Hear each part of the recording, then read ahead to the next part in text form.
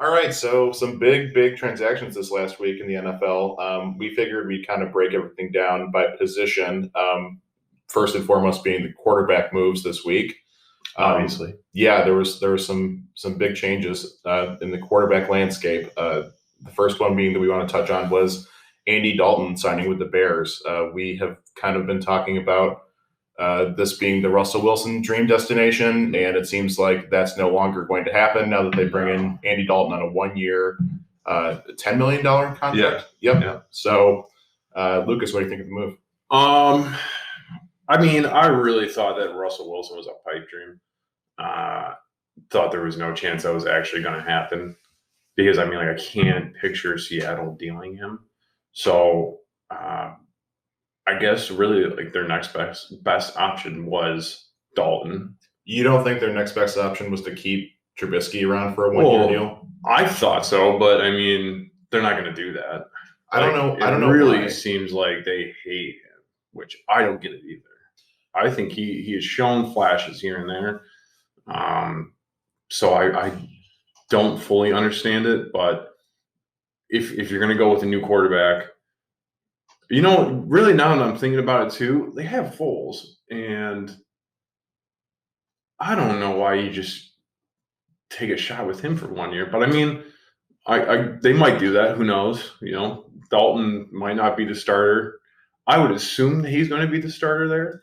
I bet Bears fans are just thinking this is the most Bears move they could have made because they just don't seem to have a grasp on how to actually handle their quarterback situation properly. No, I don't think this signing has any juice to it. Like, I don't think this is getting anyone excited.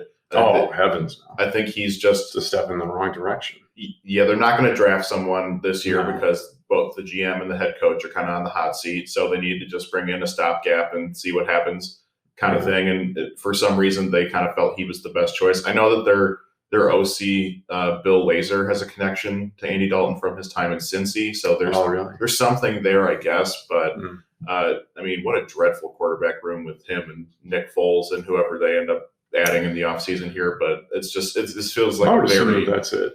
Very they're going into the season with Dalton and Foles.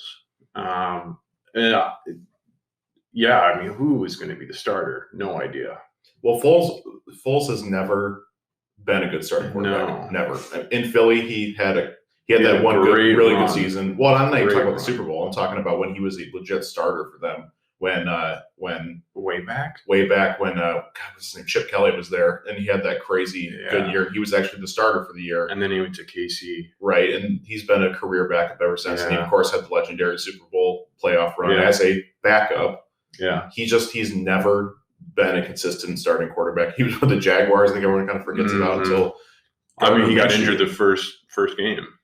Yeah, so I mean that seems to be his biggest issue is he can't really stay healthy because I mean he got injured last season too. That's why Trubisky came back in. Does Andy Dalton seem like an upgrade over Foles in any way to you?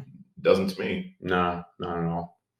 So I mean, I don't think it's a great signing, but I mean, I guess that's good for us. Yeah, it's great for us Lions fans. I guess their best option at this point with these two on the roster is maybe throw a dart at someone later in the draft if you have a set, like a third round, fourth round pick, and there's someone that's kind of interesting. Maybe you kind of luck out here. I guess I understand the hesitation not going, we're going to trade up to get another quarterback. Like, that didn't work so well last time. It did not. And that was such a stupid ass trade. I know. But let's not get into it. Let's go on to the next